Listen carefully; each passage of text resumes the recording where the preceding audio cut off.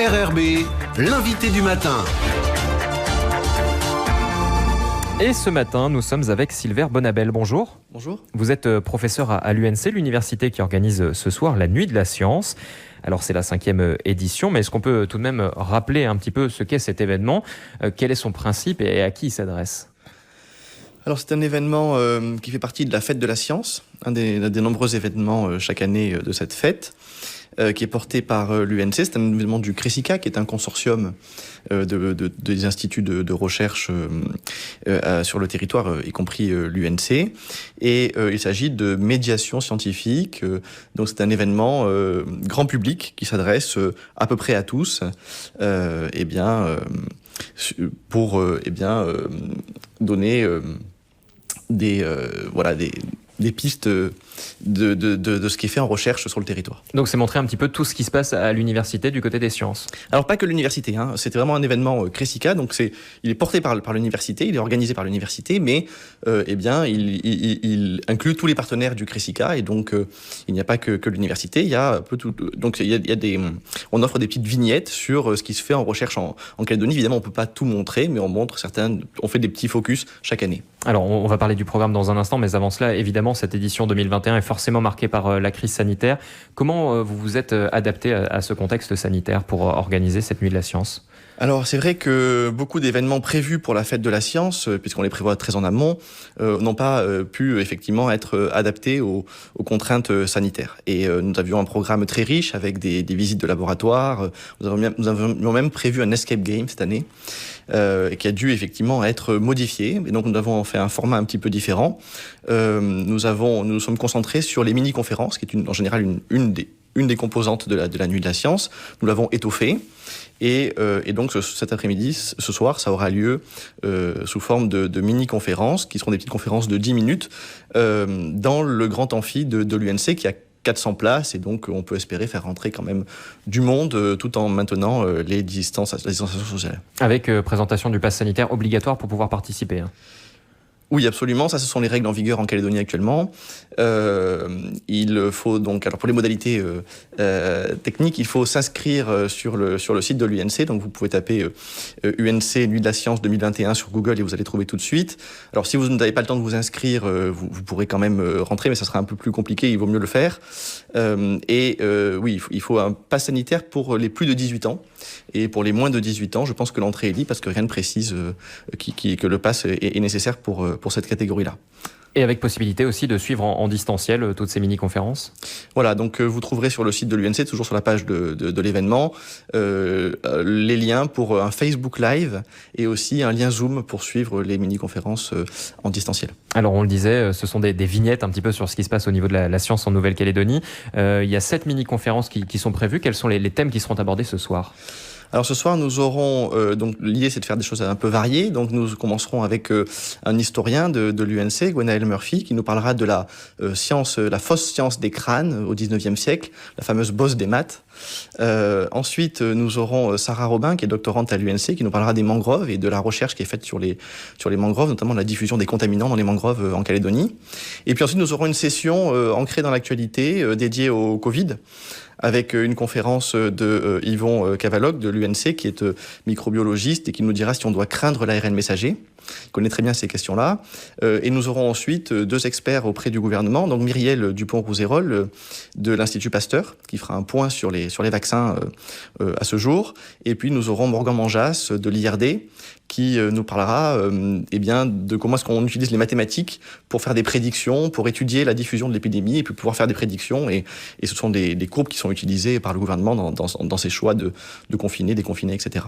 Et puis, à l'issue de cette session, je ferai un exposé sur mes travaux et sur l'aérospatiale. Et finalement, un étudiant de l'UNC présentera ses travaux de stage sur les jardins informels à Païta, dans le domaine de la géographie. Et nous finirons avec un petit film sur la plateforme de microscopie électronique du CRESICA, qui est hébergée à l'UNC. Et ce petit film a été fait spécialement pour la Nuit de la Science. Alors c'est une première aussi qu'il y ait un étudiant, c'est ça, qui participe à ces mini-conférences ? Voilà, c'est évidemment la Nuit de la Science est un événement qui est porté par des professionnels de la science chaque année. formés et donc la très grande majorité des intervenants sont professionnels de la science, sont chercheurs, enseignants-chercheurs. Mais c'est vrai que voilà, j'ai pensé que c'était positif de laisser aussi la parole aux plus jeunes et donc nous avons programmé un étudiant de l'UNC cette année. Alors, vous parliez de vos travaux, vous allez expliquer aussi comment ces travaux vous ont amené à devenir le meilleur chercheur européen de moins de 40 ans. C'est un prix que vous aviez reçu juste avant la crise sanitaire, c'est bien ça? Alors, meilleur chercheur européen de moins de 40 ans, faut préciser quand même la discipline, mais effectivement, j'ai eu un prix qui distingue un chercheur à l'échelle européenne de moins de 40 ans chaque année dans ma discipline, qui est l'automatique. C'est un prix prestigieux. C'est un prix, je sais pas si je... Ne soyez pas modeste, mais c'est un prix qui, en tout cas, fait rayonner l'université. Oui, non, absolument, oui, c'est un prix qui est très prestigieux. Et quand je vois la liste, effectivement, des précédents récipiendaires, je suis très impressionné de la rejoindre. Qu'est-ce qui explique, justement, que vos travaux ont été distingués parmi toutes les universités européennes? Il y a plein de chercheurs d'autres universités. En Nouvelle-Calédonie, on est à la pointe dans ce domaine-là. J'étais en compétition effectivement avec Oxford, avec l'ETH Zurich, avec les plus grandes universités européennes, bien sûr. Alors c'est difficile à dire parce que j'ai pas eu d'explication de la part du jury, mais je pense que ce qui a fait la différence, c'est que j'ai avec des collaborateurs porté une théorie mathématique, et cette théorie mathématique est venue améliorer des choses très fondamentales et très connues et très utilisées dans le domaine de l'automatique, dont j'en parlerai ce soir. Et cette théorie mathématique a eu des applications assez impressionnantes. Notamment, il y a un produit industriel de haute technologie dans l'aéronautique qui a très rapidement intégré ces résultats. Et donc je crois que c'est cette alliance entre une théorie mathématique assez fondamentale et des applications réelles et de haute technologie qui a fait la différence. Alors comment on fait quand on est chercheur, quand on est sur des sujets de pointe comme ça, déjà pour résumer ses travaux en 10 minutes, ça doit être un vrai casse-tête, et en plus pour les rendre accessibles au grand public, parce que c'est bien l'objectif de ce soir? Eh bien, c'est difficile. C'est difficile et effectivement, chaque année, je précise à de très nombreuses reprises aux intervenants qu'il faut bien tenir les 10 minutes et j'espère que je les tiendrai moi-même ce soir. C'est très difficile. C'est un peu le principe de ce qu'on appelle les TED Talks. Mais en même temps, c'est un exercice qui est très utile, qu'on nous demande de faire de plus en plus, à nous, enseignants-chercheurs, pour que la société comprenne à quoi peut servir la science. Et donc, on s'y exerce et il faut trouver des pistes. Alors souvent, ça peut être des petites anecdotes, ça peut être aussi des faits historiques. Trouver des pistes pour faire rentrer le public dans nos travaux. On parlait de votre prix à l'instant, mais c'est important, en règle générale, de montrer qu'en Nouvelle-Calédonie, en termes de science, en termes de recherche, on est sur certains domaines vraiment au top de ce qui se fait dans ce genre d'événement, de montrer qu'ici, il se passe vraiment des choses et qu'il y a des choses concrètes qui partent ensuite dans le monde entier. Oui, c'est important. Effectivement, en Calédonie, on a beaucoup de recherche qui est effectuée de très haut niveau, notamment dans les domaines de l'environnement, mais pas que, dans beaucoup de domaines. Et c'est vrai qu'on a une visibilité internationale, malgré le fait qu'on est tout petit et qu'on est un peu éloigné. Et c'est important, effectivement, que le public en soit conscient. Alors, on le disait, c'est ouvert à tous. Il faut quand même avoir un peu de culture. Vous le disiez, les jeunes enfants, là, ça va être compliqué cette année parce qu'il y a moins de stands, moins de démonstrations que les autres années.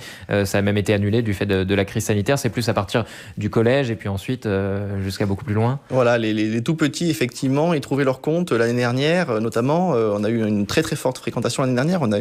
On évalue qu'on a eu à peu près plus de 500 personnes qui sont venues. Il y avait beaucoup d'enfants. C'était merveilleux. Et effectivement, les plus petits ont pu voir les ateliers, les démonstrations, interagir avec les scientifiques qui s'adaptaient à eux. Donc c'était assez magique. Cette année, oui, je dirais à partir du collège, comme il s'agit de mini-conférences, alors le public pourra poser des questions, il y aura un petit peu des échanges avec le public, mais comme il s'agit de mini-conférences, c'est un format un petit peu différent, et à partir du collège, je pense qu'on est armé pour poursuivre une grande partie de ce qui va être montré. Donc 17h, 20h ce soir à l'université, on s'inscrit, c'est mieux quand même, oui, de préférence, voilà. Toujours sur le site de l'université? Oui, tapez UNC Nuit de la Science 2021 et vous trouverez la page dédiée. Et si on veut suivre par contre à distance, si jamais on n'est pas sur Nouméa, pareil, ce sont les liens. Oui, alors il faut aller voir effectivement la page dédiée et vous aurez le lien. Vous l'aurez d'ici 17h, c'est sûr. Et donc c'est très simple, ce sera pas compliqué pour se connecter, tout le monde peut y arriver. Alors on y travaille. Ça a été un sujet, on n'est pas habitué, mais il faut cliquer, quoi. Grosso modo, si vous cliquez, vous pourrez suivre. Donc ça va, cliquer. Donc ça va aller. Ça va aller. Merci beaucoup Sylvain Bonnabel d'avoir été avec nous ce matin pour nous parler de la Nuit de la Science. Merci beaucoup.